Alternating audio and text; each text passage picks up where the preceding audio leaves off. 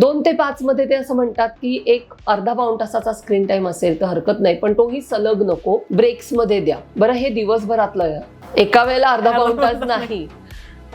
5 ते 10 वर्ष वयोगटातली जी मुलं आहेत त्यांना 1-1.5 तासापर्यंत स्क्रीन टाइम तुम्ही देऊ शकता, तोही सुद्धा स्प्लिट केलेला. 10 ते 16 मध्ये साधारण 2-2.5 तासाचा स्क्रीन टाइम रेकमेंडेड आहे, जो पुन्हा स्प्लिट करून 24 तासामध्ये द्यायचा आहे. आणि 16 नंतर किंवा काही गाईडलाईन्स मध्ये 15 नंतर त्यांनी असं म्हटलंय की कारण 15-16 म्हणजे ते टीनेजर्स आहेत, सो एका अर्थाने दे आर इंडिपेंडेंट किंवा इंडिपेंडेंट होण्याच्या प्रोसेसमध्ये ते आहेत.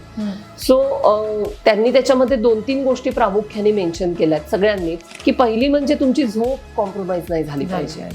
तुमची जी 7-8 तासाची झोप आहे ती झालीच पाहिजे. दुसरा त्यांनी एक घटक सांगितलाय तो म्हणजे की तुमची रिअल लाईफ ऍक्टिव्हिटीज, प्रत्यक्ष तुम्ही खेळत असाल किंवा कुठल्या एक्स्ट्रा करिक्युलर क्लासेसला जात असाल, छंद वर्गांना जात असाल, तर ह्याला प्राधान्य असलं पाहिजे. तुमची झोप व्यवस्थित झाली पाहिजे. तुमचं पर्सनल कम्युनिकेशन म्हणजे मित्रांबरोबर चॅटिंग करणं ठीक आहे, पण तुम्ही फोनवर बोलताय का, तुम्ही भेटून बोलताय का, तुम्ही भेटताय का तुमच्या मित्रमैत्रिणींना, ह्याला प्राधान्य दिल्यानंतर, ह्या सगळ्या गोष्टींना प्राधान्य दिल्यानंतर मग जो काही वेळ उरतो किंवा जो काही वेळ तुमच्याकडे आहे त्याच्यातनं मग तुम्ही थोडासा स्क्रीन टाइम तुमचा असला तरी हरकत नाही. तर गंमत अशी आहे की 16 नंतर त्यांनी किती स्क्रीन टाइम असावा ह्याचं गणित बांधलेलं नाही, ते प्रत्येकावर सोडून दिलेलं आहे.